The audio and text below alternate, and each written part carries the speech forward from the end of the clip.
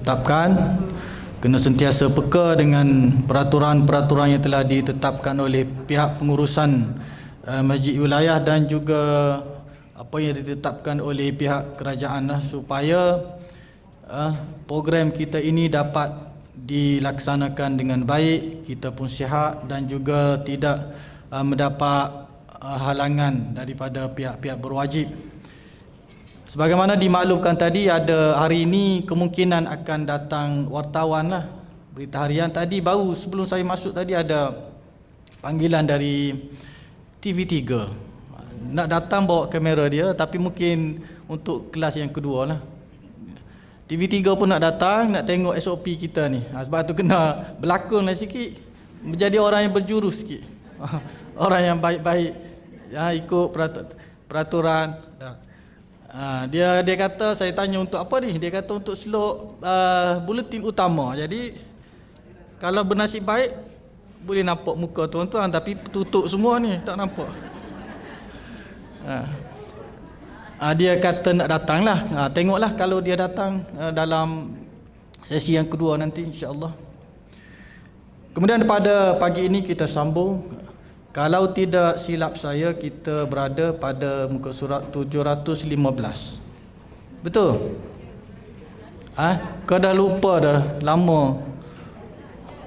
Buku yang ke-4. Oh, 13 lagi. Sekufu.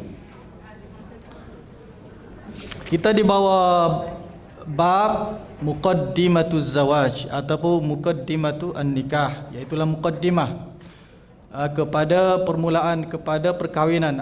Apa yang perlu kita fahami daripada tajuk ataupun bab berkaitan dengan perkahwinan secara umum.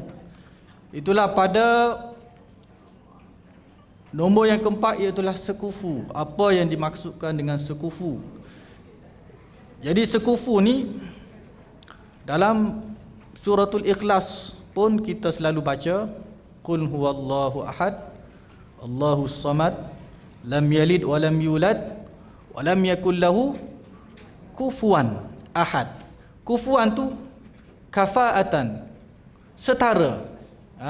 Tidak ada sesuatu pun yang setara dengan Allah Subhanahu Wa Taala. Jadi sekufu ni kufu.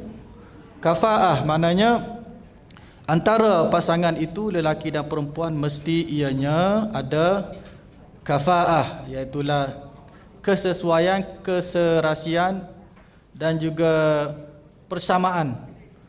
Maknanya tidak ada gap di antara dari sudut darajat, dari sudut status di antara calon lelaki dan juga perempuan. Kita tengok sekufu, apa yang dimaksudkan dengan sekufu itu. Yang pertama dilihat dari sudut beragama dan juga baik, dari sudut akhlak lah, di antara kedua-duanya. Maksud di sini mana dari sudut akhlak dan juga dari sudut baik beragama ni, kita tengok dari sudut akhlak kedua-dua calon tersebut. Lelaki yang fasik, contoh dia kata lelaki yang fasik tidak sekufu dengan perempuan yang salihah. Tidak sekufu sebab dalam Al-Quran Allah SWT sebut apa? Tentang apa ayat tu? At-tayyibatu lit-tayyibina wat-tayyibuna lit-tayyibat. At-tayyibatu lit-tayyibin, perempuan-perempuan yang baik untuk lelaki-lelaki yang baik. Wat-tayyibina lit-tayyibat, dan lelaki yang baik untuk perempuan-perempuan yang baik. Sebab itu kita melihat kebanyakan kita kata Allah SWT gandingkan perempuan yang baik ini dengan lelaki yang baik. Tapi ada juga kadang-kadang kita tengok perempuannya baik, lelaki tak baik. Itu ujian. Allah SWT nak menguji pasangan masing-masing. Kalau lelaki yang baik contohnya dapat perempuan yang tak baik, mungkin Allah SWT nak supaya lelaki itu mendidik, mentarbiah isterinya. Begitu juga kalau perempuan dapat suami yang tak baik contohnya, jadi dia kena sabar, berdoa dan juga berusaha untuk menarik ataupun mengajak suaminya itu menjadi seorang yang baik untuk dalam kehidupan keluarga yang baik. Jadi dari sudut sekufu itu dilihat beragama dan juga baik. Maksud di sini lelaki yang perempuan yang baik itu bagi wali mesti dicalonkan ataupun mesti digandingkan dengan lelaki yang baik. Mesti dia mencari, wali mencari lelaki yang baik untuk anaknya yang baik. Itu dari sudut pertama, sekufu itu dilihat dari sudut beragama, dari sudut akhlak. Kemudian dari sudut pekerjaan, kena tengok juga sekufu, taraf pendidikan contohnya, bagi perempuan yang peringkat universiti contohnya. Jadi bagi wali kena tengok juga, walaupun tidak semestinya ada juga lelaki yang tak masuk universiti pun tapi dia baik. Jadi antara yang perlu dilihat kriteria untuk sebagai calon bagi perempuan yang menjadi dia jadi wali kepada perempuan itu pekerjaan. Jadi lelaki yang mempunyai kerja yang rendah seperti tukang sapu, tukang bekam, ni bukan kata nak menghina pekerjaan tu, tak. Jadi nak tengok dari sudut yang dinilai oleh syarak kufu itu, dari sudut pekerjaan. Jadi tukang sapu, tukang bekam, pengembala kambing tentulah tidak setaraf dengan anak perempuan lelaki yang alim, anak perempuan qadhi, anak perempuan tokoh korporat perniagaan besar. Jadi dari sudut itu, dari sudut taraf pekerjaan itu. Kemudian yang ketiga dilihat dari sudut tidak mempunyai kecacatan yang boleh menyebabkan berlakunya fasakh dalam perkahwinan. Kecacatan yang jelaslah, perempuan yang sempurna contohnya, lelaki yang cacat. Jadi dari sudut itu ianya menjadi salah satu daripada kita bagi wali itu mengambil kira dari sudut kesempurnaan anggota. Contoh dia bagi lelaki yang gila dan berpenyakit kusta, tidak sekufu, tidak setaraf dengan perempuan yang tidak mempunyai penyakit. Sebab itu dalam perkahwinan ini kita tidak boleh berahsia, kena bagi tahu. Begitu juga perempuan, contohnya perempuan ni dia ada penyakit yang kadang-kadang yang tidak zahir, penyakit yang dalaman kan. Jadi kena dimaklumkan aib tu supaya tidak berlaku masalah selepas perkahwinan. Sebab itu mungkin selepas ini kita akan tengok, sebab itu disunatkan bagi orang yang nak berkahwin untuk melihat perempuan yang dia bercadang untuk bertunang ataupun mengahwini perempuan tersebut, disunatkan untuk dia melihat. Jadi melihat ni ada pelbagai pandangan lah. Tahap mana boleh lihat tu nanti kita tengoklah. Mana jumhur kata boleh tengok apa yang boleh ditengok pada perempuan itu, mazhab-mazhab tertentu apa yang boleh dilihat dah. Jadi bila masuk selepas ni, saya rasa tajuk selepas ni boleh kita tengok perkara-perkara yang boleh dilihat kepada calon perempuan yang hendak dikahwini. Jadi sekufu adalah hak perempuan dan walinya.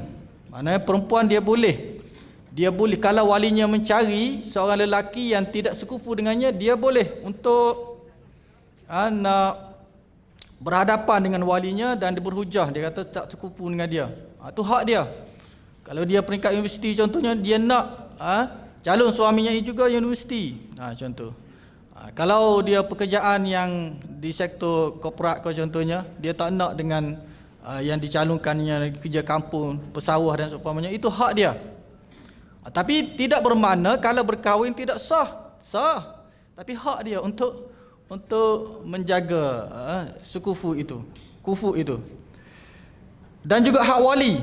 Mana apa maksud hak wali? Mana wali boleh untuk menghalang perkahwinan sekiranya anak perempuan dia cari calon menantu ni ataupun calon suami dia ini lelaki yang tidak sekufu dengan anak perempuan. Dia ada hak untuk menghalang. Jadi kedua sekufu ini hak bagi perempuan yang ini berkahwin itu dan juga walinya.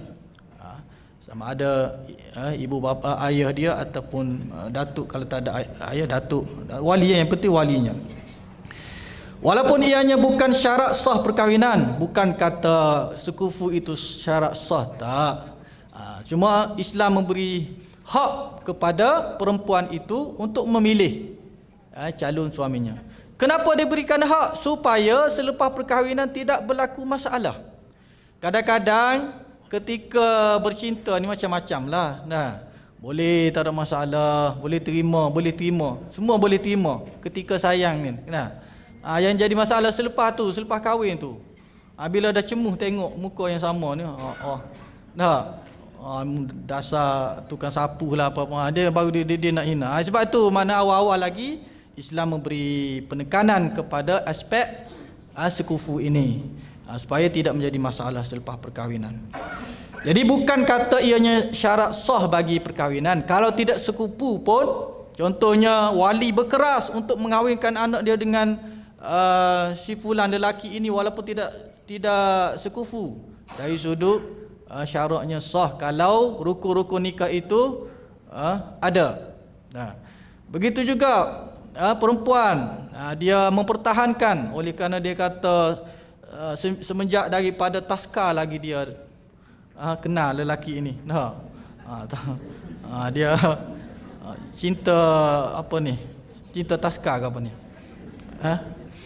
Kadang-kadang zaman moden ni, kawan dia waktu taska jumpa sekarang ni dalam Facebook kemudian berbaik semula kan. Jadi itu dia. Ianya juga perlu ada untuk mengelakkan wanita dan wali menanggung malu.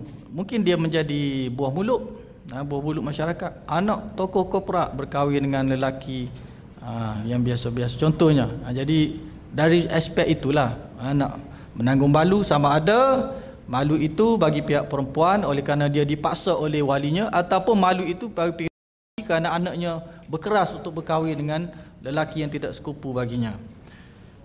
Ia juga sebagai satu jaminan untuk kekalnya kehidupan bersuami isteri kerana cara hidup kedua-duanya hampir sama. Contoh kita kata doktor. Banyak saya tengok doktor ni dia pilih doktor juga sebagai pasangan dia. Sebab apa? Masing-masing tahu cara bekerja dengan shift dengan tidak shiftnya macam-macam. Jadi kadang-kadang orang yang tidak bekerja shift dia tak faham. Asyik keluar je. Jadi tinggal suami kat rumah jaga anak, pula baby pula tu nak kena buat nestum lah apalah, nak tukar pampers lah. Jadi masalah selepas itu. Jadi baik dia cari orang yang boleh memahami kerja dia, nature kerjanya dan seumpamanya. Mereka juga tidak perlu lagi mengubah kebiasaan hidup mereka sebab saling tahu tentang nature kerja masing-masing dan juga saling memahami. Kemudian wanita dan walinya boleh meninggalkan syarat ini. Ini bukan sebagaimana disebutkan tadilah, dia bukan syarat sah perkahwinan. Syarat ni Islam meletakkan syarat ini supaya tadilah tak malu sama ada bagi pihak perempuan dan juga wali tadi. Jadi kalau sama ada wali ke dia nak tak nak ikut syarat ini, ataupun anak perempuan ke dia tak nak ikut syarat ini, perkahwinan tetap juga sah. Jika wanita tersebut dikahwinkan oleh wali dengan keredaannya dengan seorang yang tidak sekufu dengannya, nikahnya adalah sah. Ini kerana sekufu adalah hak wanita dan juga hak wali. Tidak ada sesiapa yang boleh menghalang mereka jika mereka bersetuju meninggalkan syarat ini. Maknanya dia tak boleh, tak ada seorang pun boleh nak halang. Keluarga saudara mara ke nak halang, tak boleh.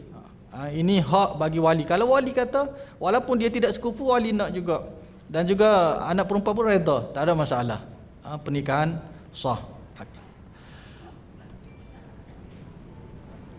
Nabi SAW memberi isyarat supaya meraihkan hak sekufu. Ini dengan sabda baginda SAW,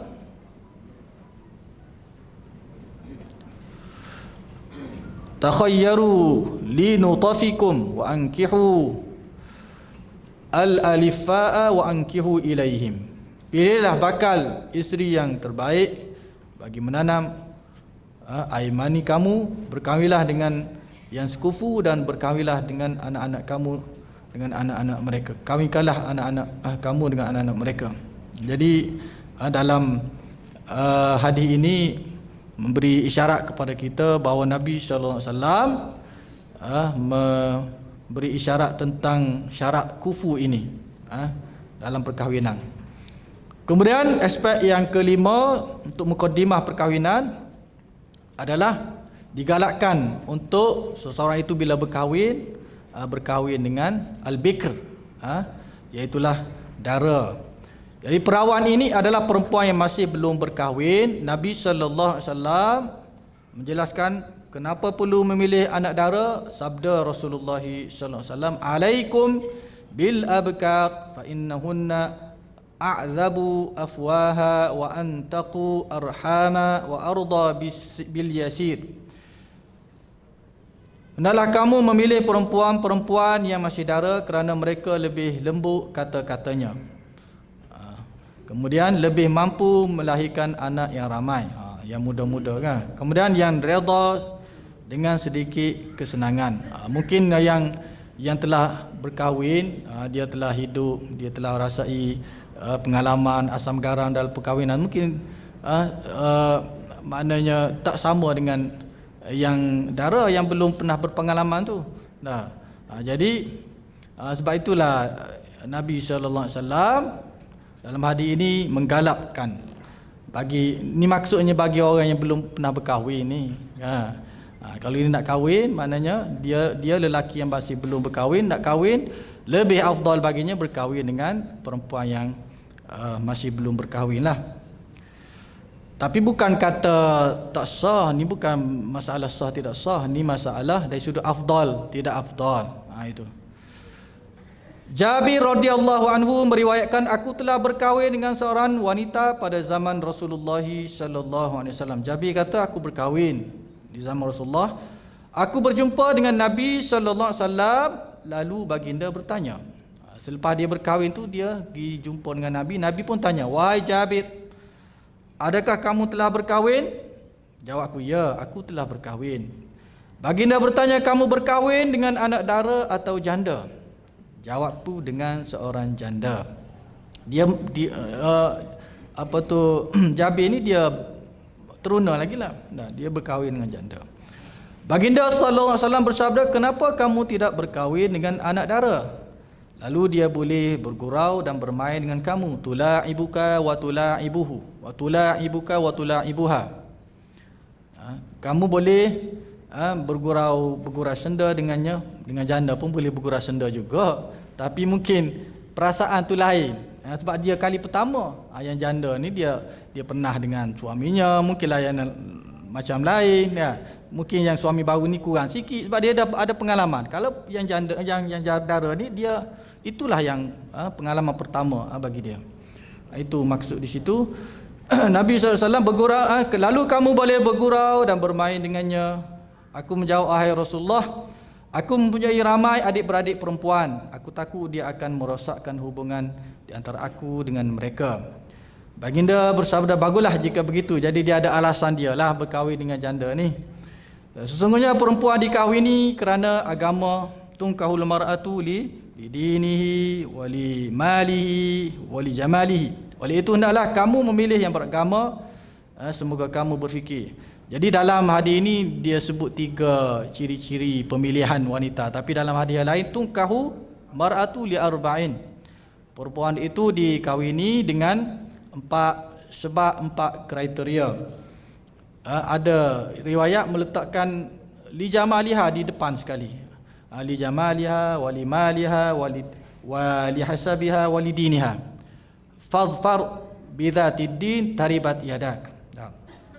Perempuan itu dikahwini kerana kecantikannya, rupa parasnya, fizikalnya. Kemudian kerana hartanya, kerana keturunannya. Jadi Nabi letak agama belakang. Kerana agama. Tetapi walaupun agama di belakang, far bizati din taribat yadak. Pilih yang beragama, nescaya kamu akan beruntung. Jadi dalam empat-empat tu, kenapa diletakkan jamal di hadapan? Kerana itu nature lelaki. Lelaki tengok perempuan kecantikan, tengok muka dulu. Baru lepas tu baru tengok part lain. Dia yang menjadi yang turun ke hatinya muka dulu. Sebab tu dia letak li jamaliha, kecantikannya. Oleh itu seorang lelaki disunatkan berkahwin dengan anak dara kerana hati mereka akan jinak dengan orang pertama yang digaulinya. Jadi anak dara ni oleh kerana dia adalah pengalaman pertama dia. Lebih jinak, lebih boleh menerimalah kekurangan suaminya itu. Kemudian sudut yang keempat, perempuan yang subur dalam pemilihan calon isteri ini, kalau boleh cari yang tengok susu galuk keluarganya dari keluarga yang subur, ramai anak. Supaya apa? Supaya mudah-mudahan dengan perkahwinan itu juga dia boleh melahirkan anak yang ramai baginya, kan? Jadi kesuburan seorang perempuan boleh diketahui dengan melihat kepada keluarganya. Tengok adik-beradiknya, tengok ayah, maknya, ibu bapaknya, pak saudaranya, datuknya berapa, kan? Tapi kadang-kadang, tapi itu kebiasaan lah. Tapi kadang-kadang tidak juga. Tidak semestinya juga. Tapi kebanyakannya macam tu. Tengok kepada sejarah keluarganya. Kalau jenis yang ramai itu, maknanya kita boleh simpulkan itu perempuan yang subur. Adik-adik perempuannya, ibu, saudaranya dan sebagainya. Lelaki yang berpotensi mempunyai ramai anak juga dapat diketahui dengan melihat kepada keluarganya. Begitu juga calon perempuan. Dia ni memang dia nak ramai anak lah, kan. Jadi dia pun tengok kepada lelaki tu, tengok kepada keluarga juga, sejarah keluarga sebelah lelaki tu macam mana, ibu bapa, adik-beradik dia berapa, kakak dia macam mana, kan, dari sudut anak. Nabi SAW bersabda, tazawwajul waludal wadud, tazawwajul waludal wadud, kahwinlah kamu dengan perempuan yang al-walud, ramai melahirkan anak. Subur lah maksud di sini. Walud ni maknanya sirah mubalaghah, banyak melahirkan anak. Subur lah maksud di sini. Al-wadud ni yang penuh dengan sifat kasih sayang. Wudun ni maknanya kasih sayang. Kasih sayang. Daripada perkataan itulah keluarnya mawaddah. Mawaddah daripada wudun lah. Mawaddah ni makna kasih sayang. Jadi Nabi SAW suruh seorang itu berkahwin dengan perempuan yang subur dan perempuan yang penuh dengan sifat kasih sayangnya. Fa inni, kerana apa? Kerana aku mukathirun, akan berbangga, bikumul umam yaumal qiyamah, berbangga dengan ramainya umat aku terhadap umat-umat yang lain pada hari kiamat kelak. Jadi Nabi akan berbangga dengan umat yang ramai. Sebab itu Nabi SAW suruh menggalakkan seorang itu berkahwin dengan perempuan yang subur supaya boleh ramai menjadi umat Nabi Muhammad SAW. Nabi akan berbangga dengan ramainya umatnya pada hari akhirat di hadapan umat-umat yang lain. Kemudian kita melihat bakal isteri. Bagaimana pandangan Islam terhadap orang yang nak berkahwin dan dia nak melihat kepada calon isterinya itu. Jadi kita tengok dari sudut hukum umumnya adalah antara dia kata perkara sunat yang digalakkan oleh Islam ialah seseorang lelaki melihat perempuan yang ingin dikahwininya sebelum peminangan. Jadi tengok tu sebelum proses meminang. Tengok. Jadi di zaman sekarang ni nak tengok tu banyak medium lah. Dengan zaman teknologi ni, media sosial. Mula-mula sekali, tapi nak tak nak mesti tengok secara live. Bukan kata memadai tengok gambar-gambar di Facebook stalk, jadi stalker dia di Facebook, suka kat dia kat, tengok di Instagram dia check. Tu boleh juga. Tu kita kata usaha-usaha awal lah. Check dia, tengok di Instagram dia, di Facebook dia. Kemudian perlu secara live ini perlu juga tengok. Sama ada pergi ke rumah dia dengan ada keluarga sekali, tengok. Sunat tengok. Ini disunatkan jika lelaki tersebut benar-benar berniat untuk mengahwininya. Memang dia ada hasrat untuk memperisterikan perempuan tersebut. Kuatlah hasrat dia itu. Kalau saja nak main-main nak tengok tak boleh. Nabi kata kepada Sayyidina Ali, "Ya Ali, al-ula laka wa laisa alaika al-ukhra." Nazratul ula laka wa laisa alaika al-ukhra. Kalau tak ada niat untuk nak memperisterikan seseorang perempuan itu, hukum umum dalam Islamnya tak boleh melihat kecuali yang terlihat saja. Yang terlihat pertama tu Nabi kata, "Ya Ali, an-nazratul ula laka." Pandangan pertama bagi kamu, mana hadiah kepada kamu, bolehlah kamu nak tengok. Yang tak terniat, yang tidak tersengaja tu. Walaisa alaikal ukhra. Jadi pandangan kedua tu tak boleh dah. Ni bagi yang bukan mahram kan, tak boleh. Jadi orang tu bila ambil hadis ni, dia kali pertama tapi lama. Dia tak tutup mata, dia tengok lama. Tak boleh macam tu. Maknanya sekali pertama lihat tu. Jadi kalau ada hasrat untuk memperisterikan seseorang itu, sunat, amat-amat dituntut supaya melihat.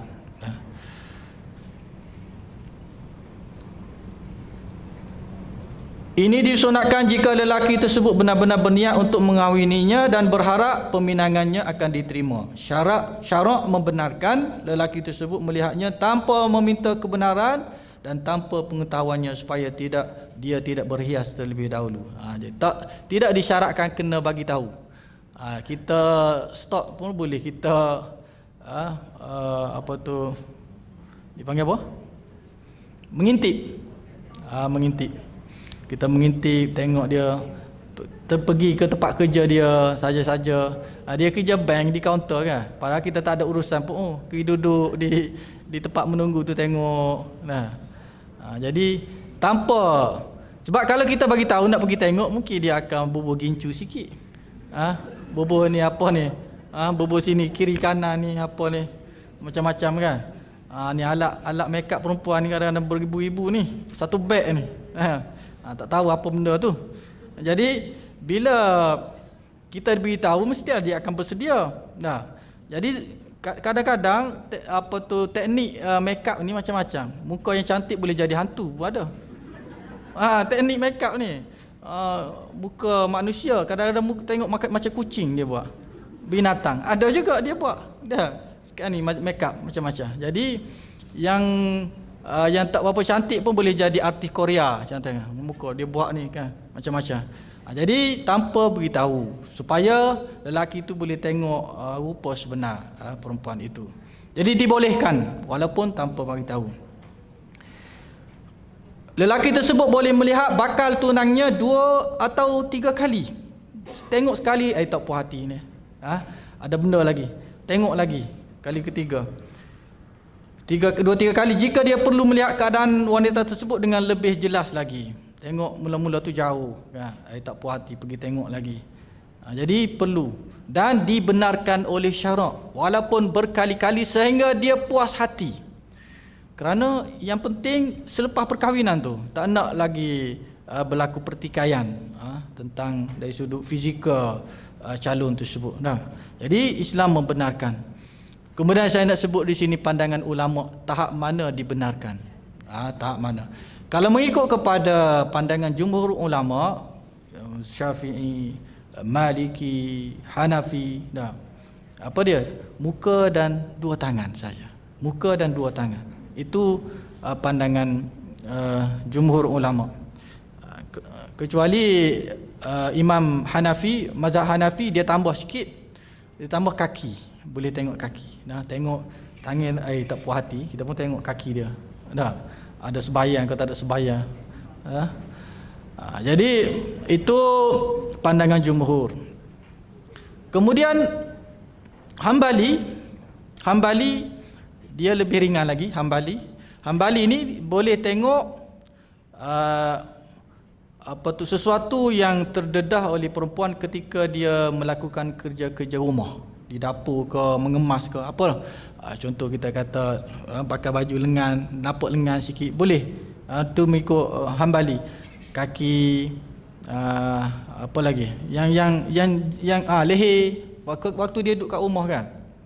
Boleh tengok. Kemudian lebih longgar lagi. Kita pergi lebih longgar lagi. Ibnu Hazmi Al-Zahiri, mazhab Al-Zahiri.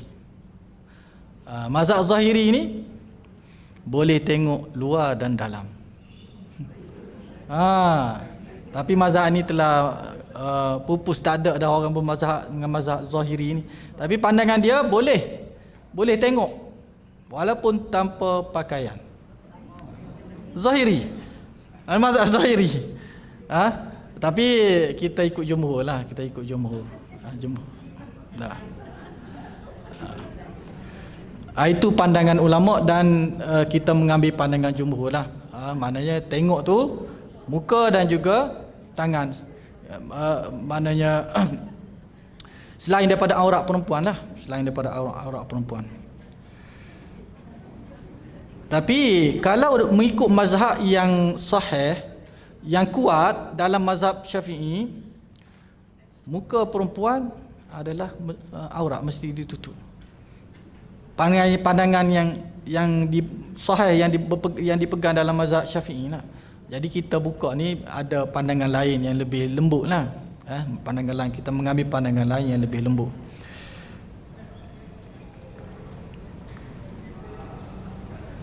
Ini dilakukan untuk mengelakkan kekecewaan selepas berkahwin. Ini kerana biasanya matlamat yang dikehendaki tidak tercapai dengan sekali pandang. Di sekali pandang, mungkin pada kali pertama tu dia berhias, nampak cantik. Ataupun kadang-kadang sekarang ni teknologi telefon ni boleh video call. Kita tengok video call. Dia telah pakai makeup contohnya. Ataupun kita minta dia hantar gambar. Gambar kan boleh edit, banyak app untuk edit gambar ni. Yang hitam jadi putih, apa lagi? Macam-macam lah. Hidung boleh jadi mancung contohnya kan. Jadi sebab itu perlu tengok secara live. Tapi tengok secara live tu ada pandangan, ada sahabat,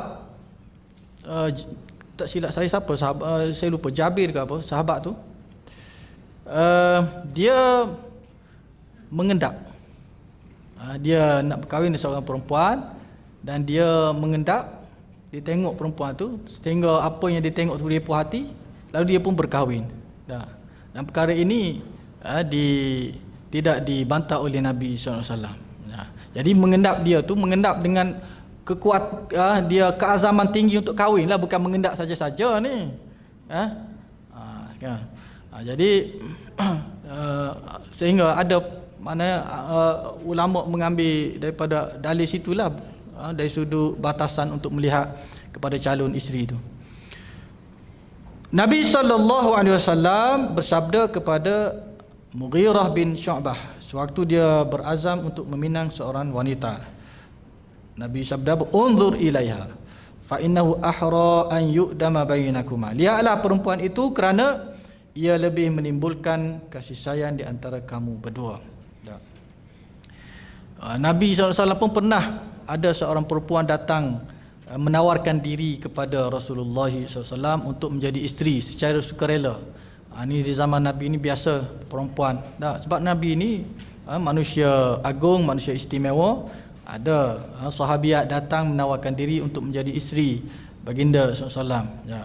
Ada satu perempuan tu selepas berkahwin, kemudian malam pertama mungkin Nabi tengok ada keaiban pada tubuhnya. Lalu Nabi selepas keesokan hari Nabi ceraikan. Jadi sebab itu maknanya tak boleh disembunyikan.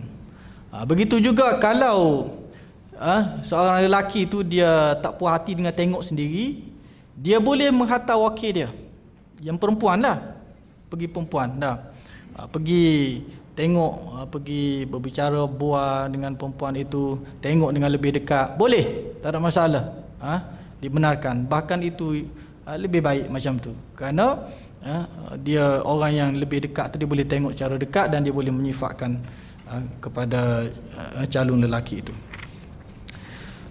Kemudian daripada Sahal bin Sa'ad berkata, seorang perempuan yang datang menemui Nabi SAW dan berkata, wahai Rasulullah, aku datang untuk menyerahkan. Dia kata, ya Rasulullah, ji'tu li ahaba laka nafsi, fasa'ada an-nazar ilaiha wa sawwabahu thumma ta'ta'a ra'sahu.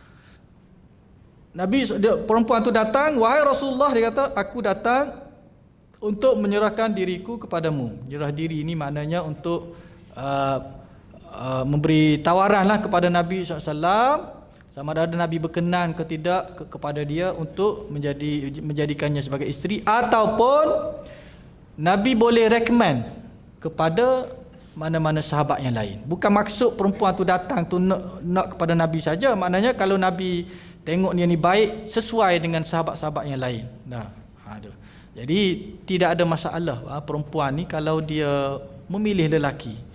Dia yang memulakan untuk meminta melamar lelaki, tak ada masalah. Kalau lelaki tu lelaki yang baik, bukan kata satu aib lah.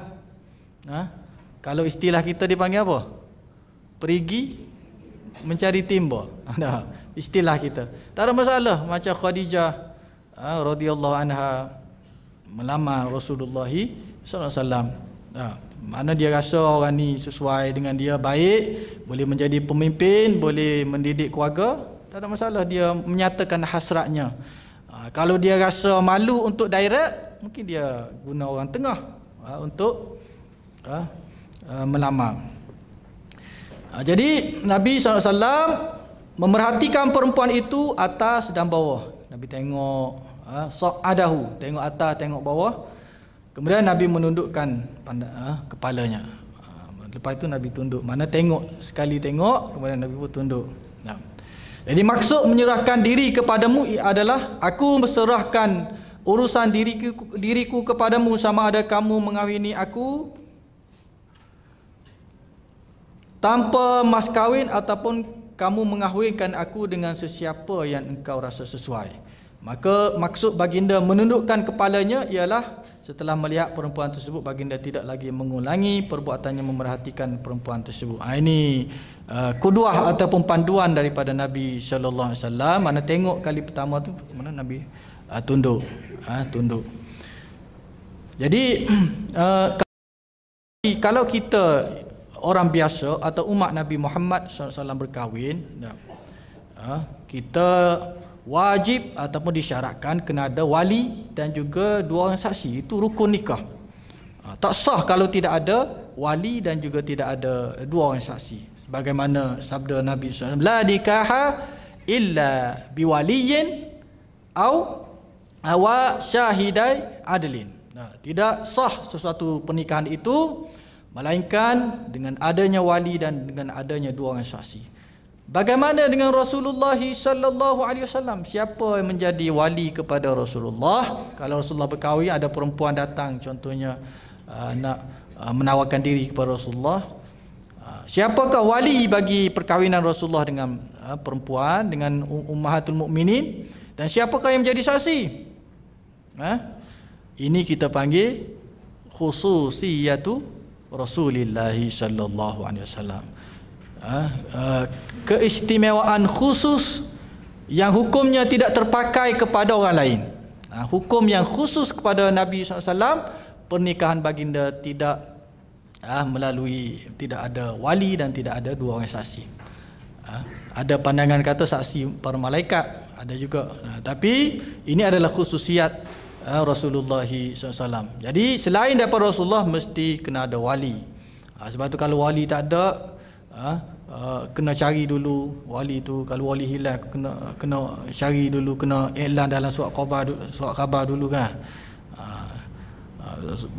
mana kena ada wali. Kalau muallaf contohnya muallaf perempuan dah, kena ada wali hakim.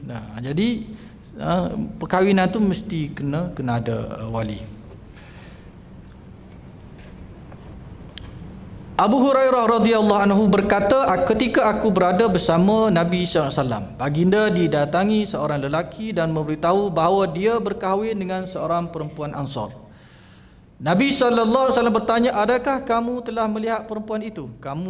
Dia bagi tahu dia berkahwin dengan perempuan dari golongan Ansar. Nabi tanya dia, kamu lihat ke tidak perempuan itu? Beliau menjawab, tidak. Nabi SAW bersabda, pergi dan lihatlah perempuan itu, kerana sesungguhnya mata orang-orang Ansar itu berbeza dengan mata orang lain. Contoh, dia dengar sahaja perempuan tu, orang Ansar, lelaki Ansar menyifatkan perempuan ni cantik, jadi dia pun nak kahwin dengan perempuan itu. Jadi Nabi suruh pergi tengok sendiri, tak boleh dengar orang lain. Mungkin pandangan tentang kecantikan ni dia relatif, dia subjektif. Orang ni dia tengok cantik, oh kalau cabi ni cantik contoh, kan, contoh. Orang ni dia nak kurus. Jadi mata kita ni berbeza. Ada orang tu tengok nak perempuan hitam manis, ada juga macam tu. Nak yang putih pun ada, dia kata kalau tak putih ni tak cantik. Jadi benda itu adalah bergantung kepada individu masing-masing, mata masing-masing melihat. Jadi ianya tak boleh menjadi kita nak hukum secara umum. Jadi Nabi SAW suruh sahabat itu pergi tengok sendiri. Lihatlah perempuan itu, kerana sesungguhnya mata orang Ansar itu berbeza. Mungkin orang Ansar tengok dia ni comel, tapi mata sendiri kita tengok tak comel. Jadi kena tengok sendiri. Abu Humaid As-Sa'idi berkata, Rasulullah sallallahu alaihi wasallam bersabda, idza khataba ahadukum imra'atan fala junaha alaihi an yanzura minha idza kana innama yanzuru ilaiha li khitbatihi wa in kanat la ta'lam. Apabila salah seorang daripada kamu ingin meminang seorang wanita, maka tidak salah dia melihatnya. Maknanya tidak menjadi kesalahan untuk melihat jika dia hanya melihat wanita itu untuk meminangnya, sekalipun wanita itu tidak mengetahui perbuatannya. Tanpa pengetahuan, maknanya dia skodeng perempuan itu, tak ada masalah, tanpa pengetahuan. Sebagaimana lelaki disunatkan untuk melihat bakal isterinya, orang yang dia berazam untuk mengambil perempuan itu sebagai isterinya, juga sama hukumnya bagi wanita. Sunat juga dia tengok kepada bakal suaminya, bakal imamnya. Dia kena, bukan kita saja memilih, perempuan pun kena pilih juga. Nak tengok yang datang tu macam mana akhlaknya, ilmunya, rupa parasnya macam mana. Wanita juga berhak melihat lelaki jika dia ingin berkahwin dengan lelaki tersebut, supaya dia boleh melihat keadaannya dengan lebih jelas, agar tidak menyesal selepas berkahwin. Dia pun disunat juga untuk tengok. Sesungguhnya perempuan juga tertarik dengan beberapa sifat seorang lelaki, sebagaimana lelaki tertarik dengan beberapa sifat seorang perempuan. Dia pun ada kriteria juga yang dia nak, yang digariskan untuk menjadi bakal imam dia. Jadi sunat juga bagi perempuan untuk melihat kepada calon suaminya. Kemudian batas-batas seorang lelaki melihat bakal isterinya. Ni yang saya sebutkan tadilah, hukum tadi. Ni kalau kita tengok, ni disebut di sini dalam mazhab kita lah, jumhur ulama. Lelaki tidak diharuskan melihat bakal tunangnya, melainkan muka dan tapak tangan. Tapak tangan bukan tapak ni, tangan, sehingga pergelangan tangan tu. Jadi muka dan tangan, belakang dan depan. Muka dan tapak tangan adalah anggota zahir yang dimaksudkan oleh wala yubdina zinatahunna illa ma zahara minha. Dan janganlah mereka, kaum wanita, menzahirkan perhiasannya pada tubuh mereka, melainkan yang zahir. Jadi zahir di sini apa? Dalam ayat ini ditafsirkan oleh ulama tafsir, zahir itu adalah muka dan tangan. Jadi muka dan tangan saja yang tidak aurat bagi perempuan. Yang lain semuanya aurat. Kaki pun aurat. Jadi hikmah pandangan hanya dihadkan kepada muka dan tangan ialah kerana muka menunjukkan kecantikan. Jadi cantik tak cantik perempuan tu diukur pada mukanya. Walaupun tidak semata-mata kecantikan itu pada muka, mungkin bentuk tubuh, ada warna kulitnya, tapi kebanyakannya kecantikan itu tertumpu pada muka. Sebab itu dibenarkan untuk melihat seseorang itu pada mukanya. Kemudian tapak tangan memperlihatkan kesuburan badan dan juga kelembutan. Tapak tangan, tengok tangan dia, tangan yang lembut, maknanya orang yang mungkin kurang bekerja, bukan kerja-kerja berat. Kalau tangannya kasar, mungkin dia ni buat kerja-kerja yang berat. Jadi tangan juga boleh menggambarkan. Ada kita kata ilmu nak baca perempuan ni, tengok kat tangan dia, boleh tahu dia ni macam ni contoh kan. Jadi dibenarkan untuk melihat dalam mazhab kita muka dan juga dua tangan. Sekiranya dia tidak berpeluang melihatnya sendiri, dia boleh menghantar seorang wanita untuk melihat mana wakil dia dan menceritakan sifat-sifat wanita tersebut kepadanya hatta wakil. Bau dia macam mana, busuk ke tak busuk contoh kan. Dia ni akhlaknya macam mana, layanannya macam mana, sebab kita tak tahu.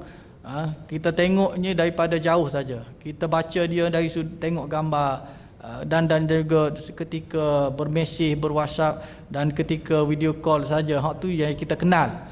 Secara terperinci dia dengan layanan dia dengan keluarganya macam mana tu kita tak tahu. Jadi untuk lebih detail tu mungkin kita boleh hantar wakil, ataupun kita bertanya kepada kawan-kawan rapatnya, ahli keluarga rapatnya, tanya bagaimana karakter orang yang kita nak tersebut.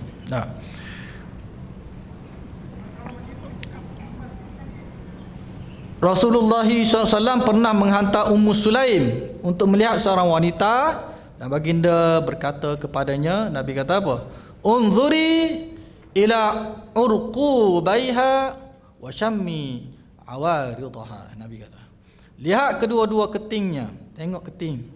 Nabi suruh tengok keting. Dia nak tengok sendiri tak boleh. Nabi suruh Ummu Sulaim tengok keting perempuan itu dan cium bau badannya. Mana maksud bukan pergi cium dia, pergi duduk dekat, bau hampok ke tidak hampok kan. Suka mandi ke tidak suka mandi kan. Jadi tu penting. Tengok gigi dia kuning ke tak kuning. Waktu dengan kita dia tutup je gigi kan, tak nampak. Tiba-tiba bila pergi cek tengok dua-dua gigi depan ni tak ada. Contoh.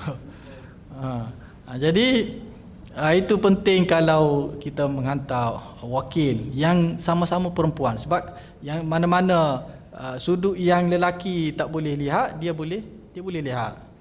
Duduk dekat, baunya wangi, sentiasa wangi, 2-3 kali tu memang wangi lah. Contoh kan. Jadi dia boleh bagi tahu dengan lebih detail lagi lah. Difahami daripada hadis di atas, perempuan yang dihantar oleh lelaki untuk melihat bakal tunannya boleh melihat lebih daripada apa yang boleh dilihat oleh lelaki itu.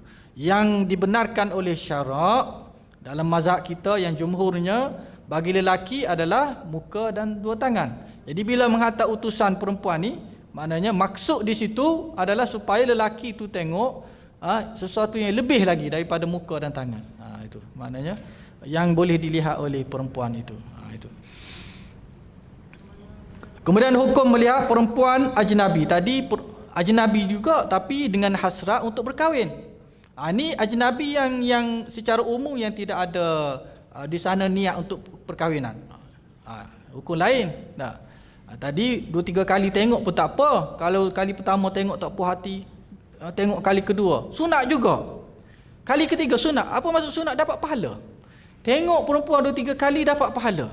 Ini sekiranya dia berhasrat dan keinginan itu, besar keinginan itu untuk mengambil perempuan itu sebagai suri rumahnya, suri hatinya.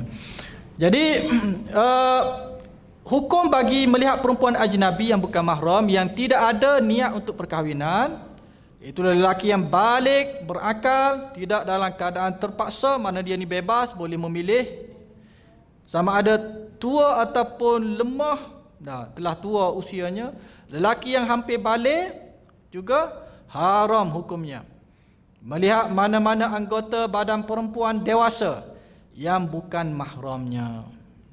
Sama ada lelaki tua yang hampir balik. Jadi haram baginya untuk melihat mana-mana anggota perempuan yang menjadi aurat baginya lah. Mana-mana anggota perempuan dewasa yang bukan mahramnya. Maksud perempuan dewasa di sini adalah perempuan yang boleh menaikkan nafsu syahwat walaupun belum balik. Mana perempuan yang telah besar, bukan kata dewasa di sini perempuan yang balik. Kalau perempuan itu tak balik, tetapi kalau dilihat oleh lelaki yang normal, boleh membangkitkan syahwatnya, juga dikira sebagai dewasa, termasuk dalam kategori dewasa. Contoh kita kata budak-budak, bukan budak-budak sekarang ni darjah 5, 6 kerana dah besar dah. Jadi tak boleh tengok, kecuali yang kanak-kanak. Tapi zaman manusia ataupun lelaki-lelaki yang yang tidak dapat mengawal hawa nafsu ni, kadang-kadang yang kecil-kecil pun kena jaga. Kadang-kadang tu ada orang yang bernafsu pelik. Dalam istilah kita panggil apa? Yang suka kepada kanak-kanak ni. Apa istilah dia? Fidofilia. Fidofilia. Nafsu songsang. Dia tengok budak-budak dia bernafsu. Itu maknanya kena jaga. Kena jaga dari sudut tu.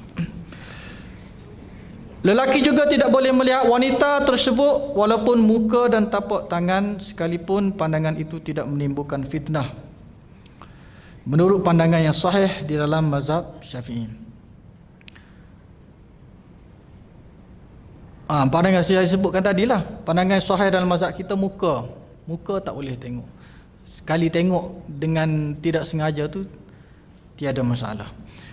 Perempuan juga diharamkan melihat lelaki yang bukan mahramnya tanpa tujuan. Sama juga hukumnya, lelaki perempuan sama. Berdasarkan kepada firman Allah Subhanahu wa taala, qul lil mu'minina yaghuddu min absarihim wa yahfazu furujahum dzalika azka lahum innallaha khabirun bima yasnaun. Wa qul lil mu'minati yaghuddna min absarihinna wa yahfazna furujahun. An-Nur 30-31. Katakanlah wahai Muhammad kepada orang-orang lelaki yang beriman supaya mereka menyekap pandangan mereka daripada memandang yang haram dan memelihara kemaluan mereka daripada maksiat, dan demikian juga lebih suci bagi mereka. Sesungguhnya Allah amat mendalam pengetahuannya tentang apa yang mereka kerjakan. Dan katakanlah kepada perempuan-perempuan yang beriman supaya menyekap pandangan mereka ataupun menundukkan pandangan mereka daripada melihat yang haram dan memelihara kemaluan mereka. An-Nur. Ummu Salamah berkata, aku bersama Maimunah radhiyallahu anha berada bersama dengan Nabi sallallahu alaihi wasallam apabila Ibnu Ummi Maktum datang. Ibnu Ummi Maktum ni nama dia Abdullah bin Ibnu Ummi Maktum, seorang sahabat buta yang buta. Jadi dua orang sahabiat ni sedang berada bersama dengan Rasulullah SAW. Abdullah Ibnu Ummi Maktum ni yang buta ni mari datang. Lalu Nabi SAW bersabda, kamu berdua hendaklah berhijab daripadanya. Aku berkata, wahai Nabiullah, tidakkah dia buta? Dia tidak boleh melihat dan tidak mengenali kamu. Buat apa nak berhijab? Ni isteri Nabi ni. Buat apa nak berhijab? Dia buta. Kalau berhijab pun dia tak berhijab pun dia tak nampak. Rasulullah jawab apa? Adakah kamu berdua juga buta? Kamu boleh nampak dia. So kamu pun kena tutup daripadanya. Tidakkah kamu boleh melihatnya? Maksud di sini bahawa samalah sebagaimana lelaki tak boleh melihat perempuan, sama juga perempuan pun tidak boleh melihat kepada aurat lelaki. Jika melihatnya diharamkan, untuk memegangnya juga diharamkan, lebih-lebih lagi lah. Kalau melihat pun haram, pegang lebih-lebih lagi haram, kerana dia lebih dekat kepada untuk membangkitkan nafsu bagi kedua-dua pihak lah, lelaki dan perempuan. Melihat kanak-kanak perempuan kecil yang tidak menimbulkan syahwat, dan melihat lelaki yang belum balik tidak diharamkan kecuali melihat kemaluan mereka. Ini hukum umum lah. Kalau kita khusus kepada individu, kalau individu tu bermasalah, dia ni cenderung kepada laki-laki tadilah, haram juga untuk dedah kepada dia ni. Nah, ni dia sebut di sini hukum umum. Kecuali kemaluan, sama ada kanak-kanak lelaki atau kanak-kanak perempuan. Ini kerana melihat mereka tidak menaikkan syahwat. Kalau dengan melihat mereka pun melahirkan syahwat, tak boleh juga. Oleh itu memandangnya tidak diharamkan. Kemudian tadi aurat melihat kepada perempuan ajnabiyah yang dihalalkan untuk berkahwin. Kemudian melihat kepada mahram, iaitulah perempuan yang diharamkan bagi lelaki mengahwininya. Iaitulah seorang lelaki diharuskan melihat perempuan mahramnya. Siapa dia?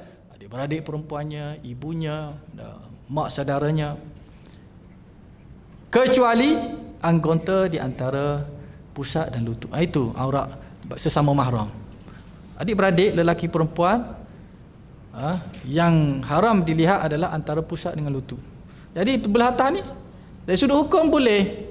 Tapi kalau ianya, kadang-kadang zaman sekarang ni ada juga kecenderungan adik-beradik ni, mahram, sumbang mahram ni. Jadi untuk lebih terjamin, lebih selamat, hanya kita kata boleh didedahkan anggota-anggota yang boleh didedahkan, terdedah ketika melakukan kerja-kerja rumah di dapur, mengemas, contoh pakai baju sampai lengan sini, kaki boleh tengoklah, leher, rambut, itu je. Walaupun dari sudut hukumnya, daripada pusat ke atas ni boleh tidak menjadi aurat bagi mahram, dari sudut hukumnya. Tapi dari sudut adat, adat kita orang Melayu tak berapa nak elok. Tak berapa nak elok sama-sama adik-beradik ni tengok anggota yang di atas, pusat ke atas bagi perempuan, antara lelaki ke perempuan. Tapi kita berbicara masalah hukum, bukan masalah adat dan juga masalah tergamak tidak tergamak tu. Tapi lebih terjamin dan lebih terjaga dari sudut pergaulannya. Mesti saya sebut tadilah, boleh didedahkan anggota-anggota yang terdedah ketika melakukan kerja-kerja rumah tadi, di dapur, mengemas di luar. Maknanya leher ke atas, lengan boleh tengok, kaki.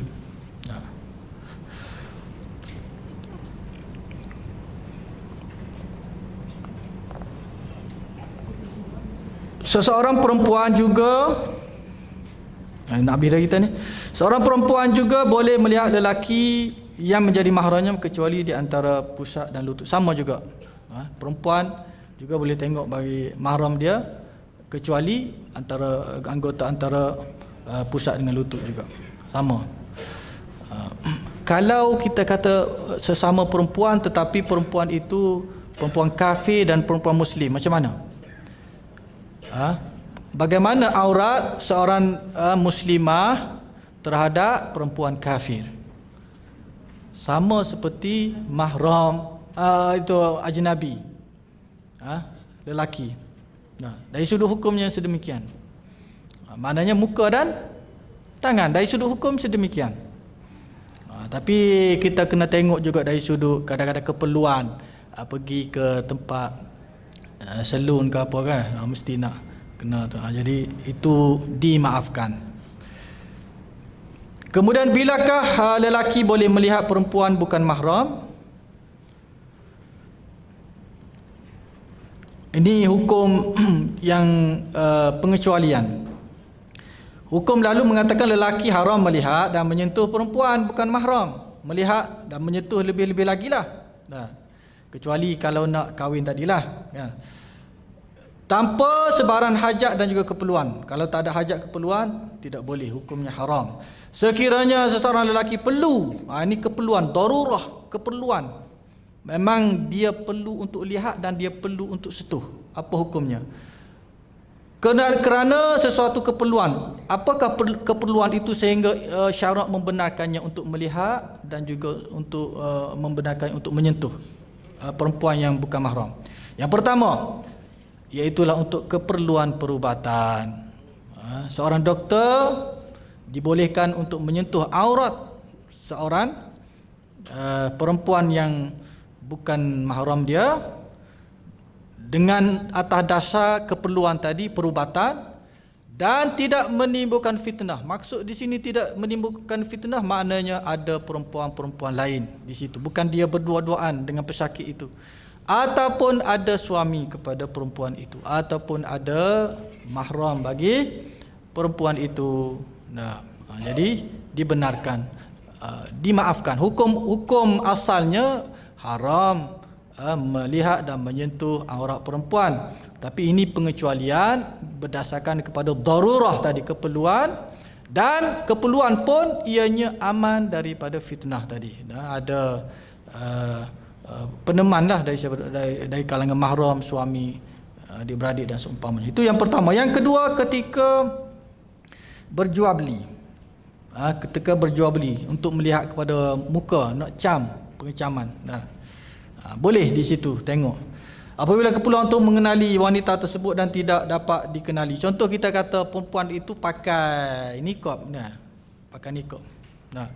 Jadi oleh kerana ada keperluan untuk transaksi jual beli itu untuk kenal pengecaman, boleh dia minta untuk tengok. Untuk tengok wajah perempuan itu. Kemudian yang ketiga, untuk penyaksian di mahkamah. Saksi ini mesti hakim nak kena kenal saksi tersebut. Jadi atas keperluan itu dibenarkan oleh syarak. Kemudian yang keempatnya adalah ketika pembelajaran murid dan juga pelajar, untuk kenal. Contohnya cikgu lelaki, anak muridnya perempuan, dia nak kenal anak murid dia untuk pembelajaran ataupun belajar tajwid ini, nak tengok mulutnya baca betul ke tak betul dari sudut sebutan. Dia suruh buka dan nak tengok tadi. Atas dasar keperluan itu maka syarak membenarkan, tak ada masalah. Jika memandang dan memegang dibenarkan sebagaimana yang telah disebut, pandangan itu hendaklah sekadar memenuhi keperluan. Sekadar keperluan itu bukan kata lebih-lebih mengambil kesempatan, tak. Mengambil kesempatan itu haramlah. Sekadar keperluan berdasarkan kepada kaedah qawaid fiqhiyah, ad-daruratu tuqaddaru biqadariha. Darurat ataupun keperluan itu diukur mengikut kepada berapa keperluan itu, berapa banyak keperluan itu. Kalau melebihi maknanya tidak dibenarkanlah. Jadi sekadar keperluan untuk mencapai matlamat pembelajaran ke tadi ataupun kesihatan dan seumpamanya. Jadi insya-Allah pada minggu hadapan kita sambung lagi. Tadi sebelum meminang kita disunatkan untuk melihat tadi, supaya dengan matlamat ataupun objektif yang telah digariskan tadilah. Kemudian ni proses yang keseterusnya dalam perkahwinan. Ni dah dekat nak belum kahwin lagi, masuk satu fasa baru, peminangan. Tadi sebelum meminang tengok tadi. Kemudian apa syarat-syaratnya, apa sunat-sunatnya. Jadi insya-Allah kita akan ulas dan tengok pada minggu hadapan. Aqulu qauli hadza astaghfirullahalazim li wa lakum. Assalamualaikum warahmatullahi wabarakatuh. Bismillahirrahmanirrahim. Alhamdulillah wassalatu wassalamu ala Rasulillah wa ala alihi wa sahbihi wa man wala. Allahumma faqihna fid din wa 'allimna at-ta'wil. Allahumma ij'alna minal ulama'il 'amilin. Allahumma ij'alna minal ladzina yastami'una al-qawla fayattabi'una ahsanah. Rabbana atina fid dunya hasanah وفي الآخرة حسنة وقنا عذاب النار والحمد لله رب العالمين.